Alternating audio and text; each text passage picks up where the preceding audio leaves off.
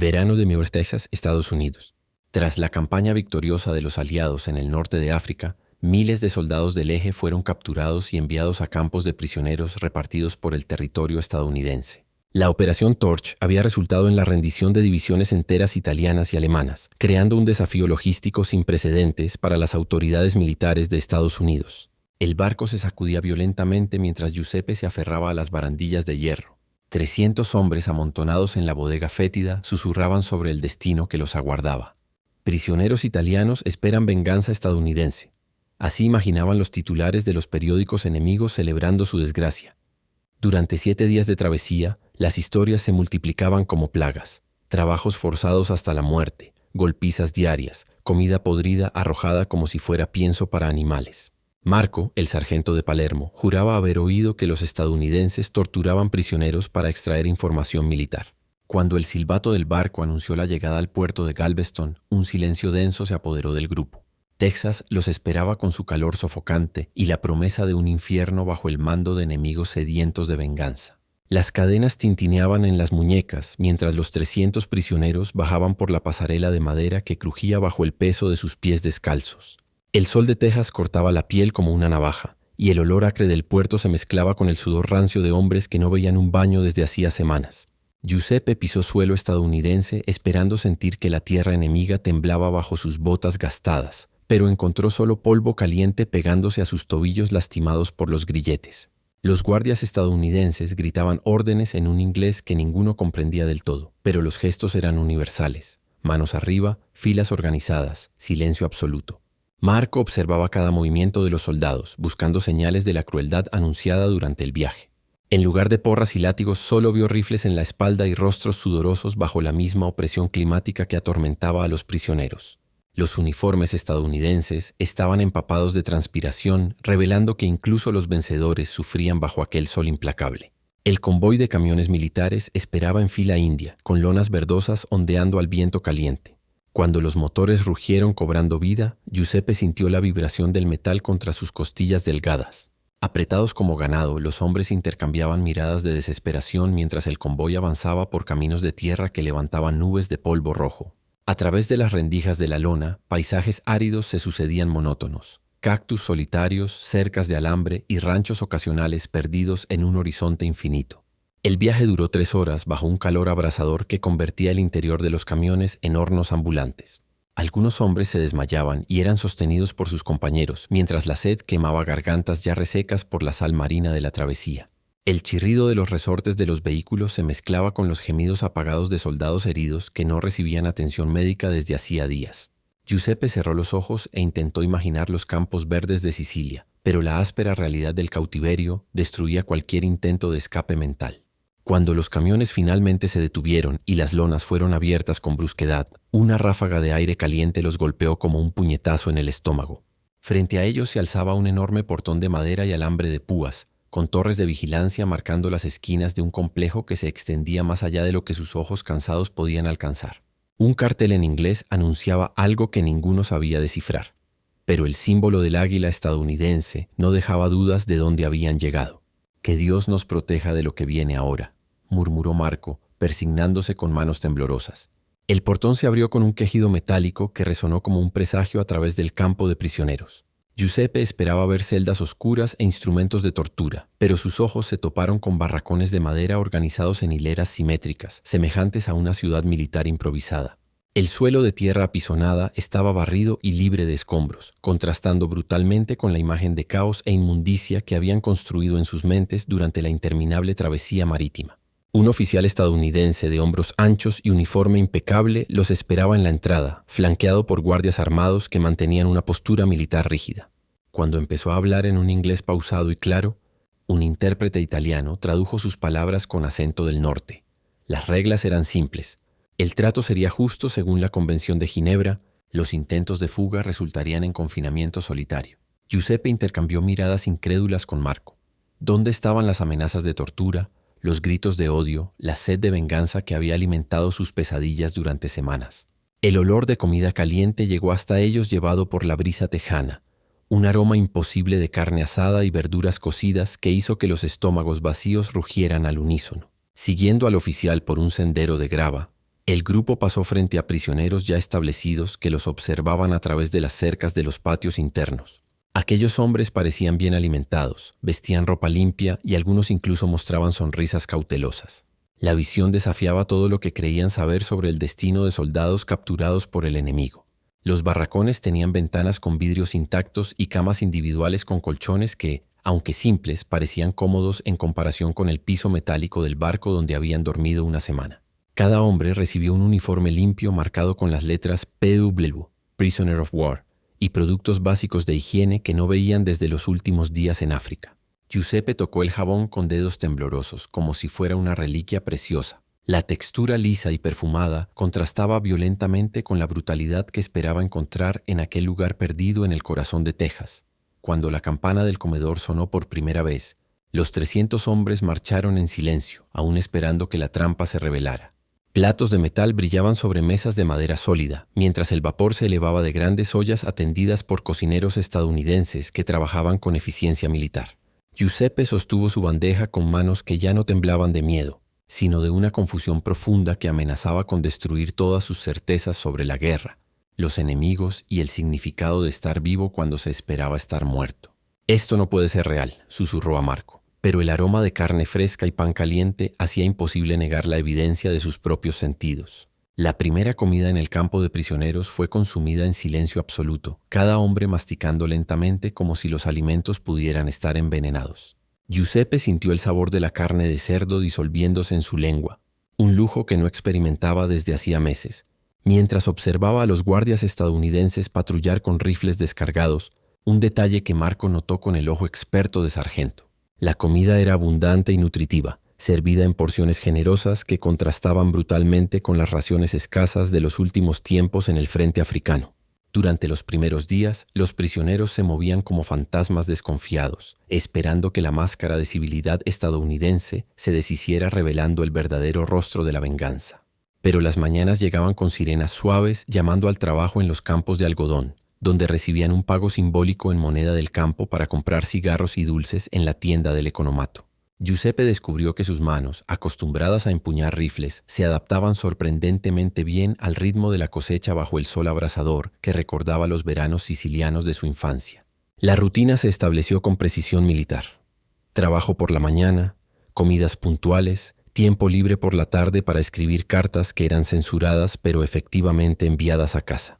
Por la noche, cuando el calor disminuía y las cigarras texanas comenzaban su coro ensordecedor, grupos se reunían en los patios para improvisados juegos de cartas y conversaciones en voz baja. El sonido de los grillos se mezclaba con las risas cautelosas de hombres que descubrían que era posible sonreír incluso en territorio enemigo, un hallazgo que perturbaba profundamente a quienes se aferraban a la dignidad militar como única identidad.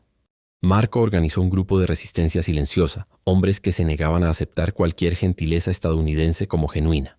Para ellos, cada comida abundante era una estrategia de propaganda, cada tratamiento médico adecuado un intento de quebrar su moral militar. Giuseppe se encontraba dividido entre la lealtad al sargento y la evidencia creciente de que los estadounidenses cumplían rigurosamente los acuerdos internacionales sobre prisioneros de guerra. La textura áspera del uniforme de prisionero le recordaba constantemente su condición, pero la tela limpia y reparada desafiaba las expectativas de negligencia y crueldad.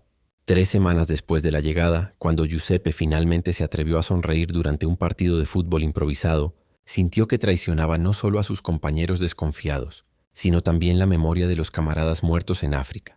El dilema moral se profundizaba cada día. Aceptar la humanidad del trato significaba reconocer que los enemigos podían ser hombres decentes, un descubrimiento que sacudía los cimientos de todo lo que creía sobre la guerra, el honor y el significado de luchar por su patria. «Tal vez los estadounidenses sean más inteligentes de lo que imaginábamos», murmuró para sí mismo mientras el balón rodaba en el polvo rojo de Texas, llevándose consigo pedazos de una inocencia perdida que jamás podría recuperar. El descubrimiento llegó a través de fragmentos de conversación captados durante las visitas semanales de la Cruz Roja Internacional. Giuseppe percibió que los delegados susurraban sobre la eficacia de la Operación Corazones y Mentes, una estrategia deliberada para demostrar al mundo que Estados Unidos respetaba a los prisioneros de guerra, mientras otros países del eje violaban sistemáticamente las convenciones internacionales. El campo en Texas no era solo un lugar de detención, sino una pieza crucial en un tablero de ajedrez diplomático, donde cada gesto de humanidad se transformaba en un arma de propaganda contra Mussolini y Hitler. Los periodistas comenzaron a aparecer con frecuencia creciente, fotógrafos que capturaban imágenes de prisioneros italianos jugando fútbol, trabajando en los campos con sonrisas en el rostro y participando en clases de inglés ofrecidas gratuitamente. Giuseppe comprendió que sus rostros bronceados por el sol tejano estaban siendo utilizados para mostrar al mundo que la democracia estadounidense trataba a los enemigos con más dignidad que los regímenes totalitarios a sus propios ciudadanos. El olor a tinta fresca de los periódicos que llegaban ocasionalmente al campo traía historias sobre los campos de concentración nazis, creando un contraste devastador que ningún prisionero podía ignorar. Marco intensificó su resistencia, organizando boicots silenciosos a las actividades recreativas e intentando mantener viva la llama de la lealtad militar entre hombres cada vez más seducidos por la normalidad de la vida en el campo. Argumentaba que aceptar el confort estadounidense equivalía a traicionar a los compañeros que murieron luchando, transformando a los sobrevivientes en marionetas de una puesta en escena política. La división en el grupo se profundizaba. De un lado, quienes abrazaban la oportunidad de sobrevivir con dignidad. Del otro, quienes preferían mantener intacta la dureza del orgullo militar, incluso si eso significaba rechazar pequeños lujos que hacían soportable el cautiverio. Giuseppe se encontraba en el centro del conflicto, respetando profundamente a Marco, pero incapaz de ignorar que los estadounidenses cumplían meticulosamente sus promesas. La textura suave de la ropa limpia, el sabor de las comidas balanceadas y el sonido de risas genuinas en los patios creaban una realidad imposible de negar. Al saber que prisioneros alemanes en campos cercanos recibían un trato similar, comprendió que no se trataba de un favor especial para los italianos, sino de una política sistemática que desafiaba todo lo que había aprendido sobre la naturaleza de los enemigos en guerra. La carta que llegó de su madre en Sicilia, pasada por la censura pero intacta en su contenido emocional, fue el momento de ruptura definitiva. Ella escribía sobre los bombardeos aliados que destruyeron su ciudad, pero también sobre soldados estadounidenses que repartían comida y medicinas tras los ataques. Giuseppe comprendió que vivía en un mundo donde los enemigos podían destruir y reconstruir, matar y salvar, odiar y demostrar compasión al mismo tiempo. «Que esta guerra è pazza», murmuró, reconociendo que la locura de la guerra residía no solo en la violencia, sino en el descubrimiento perturbador de que la humanidad podía persistir incluso entre adversarios mortales, convirtiendo a cada prisionero en testigo involuntario de una verdad que desafiaba décadas de propaganda sobre la naturaleza absoluta del bien y del mal. Los meses en el campo habían transformado a Giuseppe en un hombre dividido, entre dos almas, el soldado que juró lealtad al duce y el prisionero que descubría placeres sencillos, en partidas de boche disputadas en el polvo tejano. El sonido metálico de las bolas chocando resonaba por el patio como una campana que anunciaba la llegada de una paz imposible, mientras los guardias estadounidenses observaban con sonrisas genuinas a hombres que meses antes intentaban matarlos en los desiertos de África. La textura lisa de las esferas de metal calentadas por el sol le recordaba a Giuseppe las tardes en la plaza de su pueblo siciliano, creando un puente doloroso entre el pasado perdido y un presente que no debería existir. Marco continuaba su resistencia silenciosa, negándose a participar en las actividades recreativas y manteniendo una postura militar rígida incluso durante las horas de descanso. Organizaba reuniones clandestinas en los barracones donde les recordaba a los compañeros que eran soldados en territorio enemigo, no invitados a una fiesta prolongada. El olor a sudor rancio de esos encuentros secretos contrastaba con el aroma fresco del jabón estadounidense que ahora perfumaba las regaderas colectivas. Giuseppe asistía a esas sesiones con el corazón hecho pedazos, respetando la integridad moral del sargento pero incapaz de ignorar que la vida en el campo ofrecía una dignidad que la guerra les había robado hacía años. La biblioteca improvisada en el barracón central se había vuelto el refugio de Giuseppe, donde descubrió libros en italiano donados por inmigrantes tejanos de origen siciliano. Las páginas amarillentas cargaban el perfume familiar de la tinta impresa que le recordaba las horas de estudio en Palermo antes de que la guerra transformara a hombres letrados en máquinas de matar. Leer a Dante en el corazón de Texas, mientras los guardias estadounidenses patrullaban afuera, creaba una ironía tan profunda que a veces reía solo. Una risa amarga que mezclaba absurdo y alivio. Los otros prisioneros empezaban a mirarlo con desconfianza, como si la educación lo volviera más susceptible a la seducción estadounidense. La tienda del economato del campo vendía productos sencillos con el dinero ganado en el trabajo agrícola. Pasta de dientes, cigarros, dulces y hasta postales para enviar a la familia. Giuseppe gastó sus primeras monedas en un peine de madera que sustituyó a los dedos sucios con los que se arreglaba el cabello desde la captura. La sensación de los dientes lisos deslizándose por los mechones crecidos representaba una reconquista microscópica de la civilización personal, un acto de resistencia contra la deshumanización de la guerra que, irónicamente, ocurría en suelo enemigo. Cuando Marco se enteró de la compra, sus ojos se llenaron de una tristeza profunda que decía más que cualquier palabra de reproche. De noche, acostado en la cama individual con sábanas limpias cambiadas semanalmente, Giuseppe escuchaba cómo se aquietaban los sonidos del campo, conversaciones en voz baja en dialectos de toda Italia, el crujir de las maderas de los barracones enfriándose tras el calor del día, el paso rítmico de los guardias nocturnos. A través de las ventanas abiertas, las estrellas tejanas parecían distintas de las que brillaban sobre Sicilia, pero ofrecían el mismo consuelo ancestral a hombres perdidos lejos de casa. Se preguntaba si los soldados estadounidenses muertos en África también habrían mirado esas mismas constelaciones, buscando en las luces celestiales una respuesta al absurdo de matar y morir por causas que parecían cada vez más distantes de la realidad humana simple que el campo de prisioneros, paradójicamente, había restaurado en sus vidas. La noticia llegó a través de un periódico contrabandeado por un guardia simpatizante. Mussolini había sido depuesto e Italia había firmado un armisticio por separado con los aliados. Giuseppe sostuvo el papel con manos temblorosas mientras las letras, borrosas por la impresión barata, danzaban ante sus ojos cansados. El olor acre de la tinta fresca se mezclaba con el sudor frío que brotaba de su frente, mientras comprendía que ya no eran prisioneros de guerra, sino sobrevivientes de un conflicto que su patria había abandonado. La textura áspera del periódico entre sus dedos parecía cargar el peso de una traición nacional que convertía retroactivamente cada bala disparada en África en un gesto sin sentido. Marco recibió la noticia con una furia silenciosa que ardía más intensamente que el sol tejano. Para él, el armisticio no representaba liberación, sino la confirmación de que habían luchado y sangrado por líderes cobardes que negociaron a escondidas mientras los soldados morían en trincheras lejanas. El sargento organizó una ceremonia clandestina en el barracón donde quemaron uniformes italianos en una fogata alimentada con páginas de periódicos fascistas que guardaban desde la captura. El fuego crepitaba bajito para no alertar a los guardias, pero las llamas arrojaban sombras danzantes en las paredes de madera que parecían espíritus de camaradas muertos asistiendo al funeral simbólico de un régimen que los había traicionado. La división entre los prisioneros se profundizó irreversiblemente.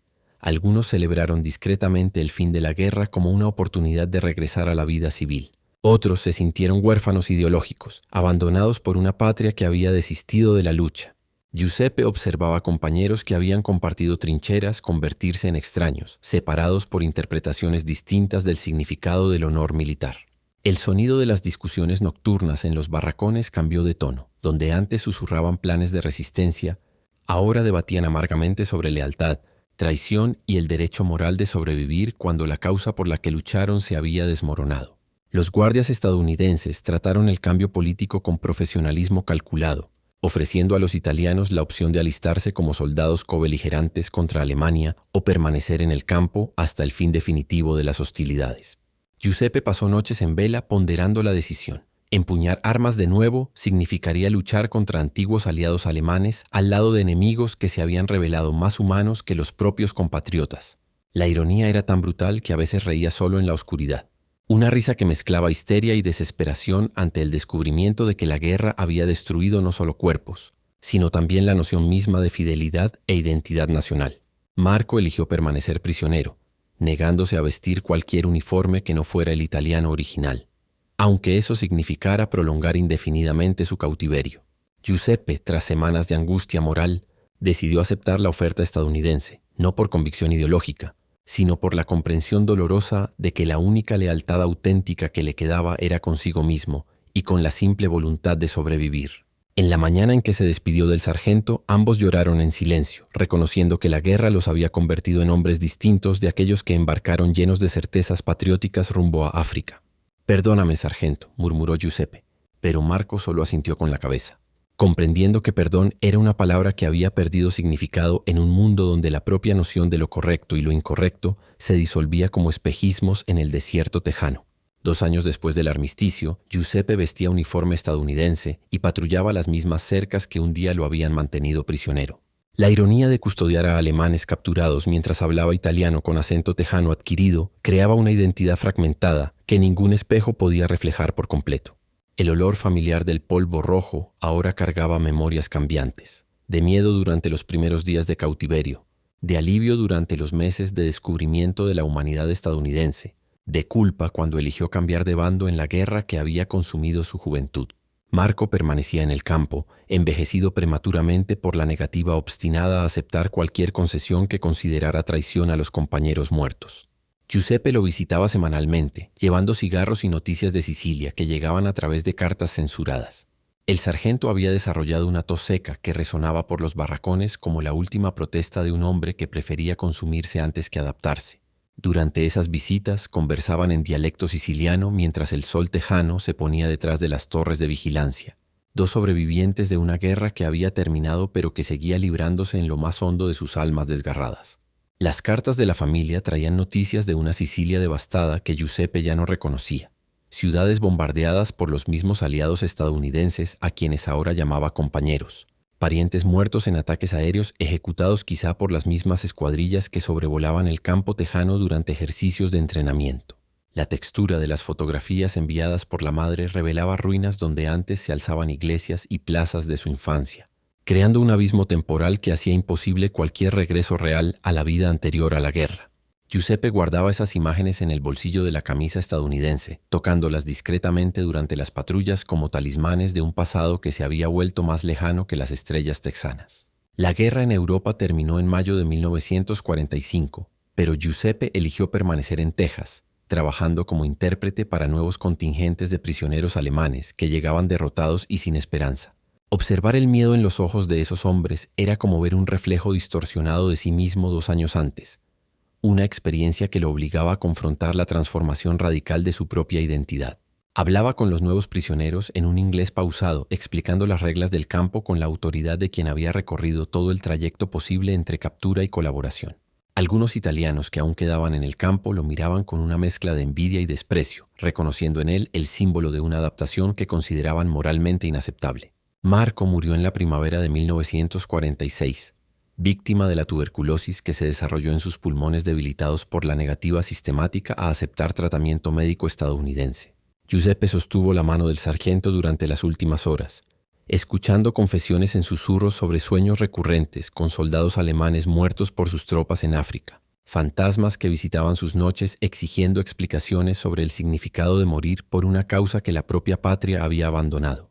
El último suspiro de Marco llevó consigo el perfume de los olivos sicilianos que nunca volvería a ver, dejando a Giuseppe como único depositario de memorias que ningún estadounidense, por más gentil que fuese, podría comprender del todo. Enterró al sargento en el cementerio del campo, bajo una cruz de madera que llevaba solo nombre y fechas, sin mención a la patria que Marco sirvió con fidelidad inquebrantable, hasta descubrir que la fidelidad era un lujo que la guerra no permitía a los hombres que deseaban simplemente seguir vivos para contar sus historias imposibles. La guerra termina cuando los últimos prisioneros eligen entre la memoria y el olvido, y descubren que ambas opciones cargan el peso insoportable de haber sobrevivido cuando tantos otros no tuvieron esa suerte. Giuseppe Torrisi, ex prisionero italiano en el campo Hearne, Texas, 1943-1947.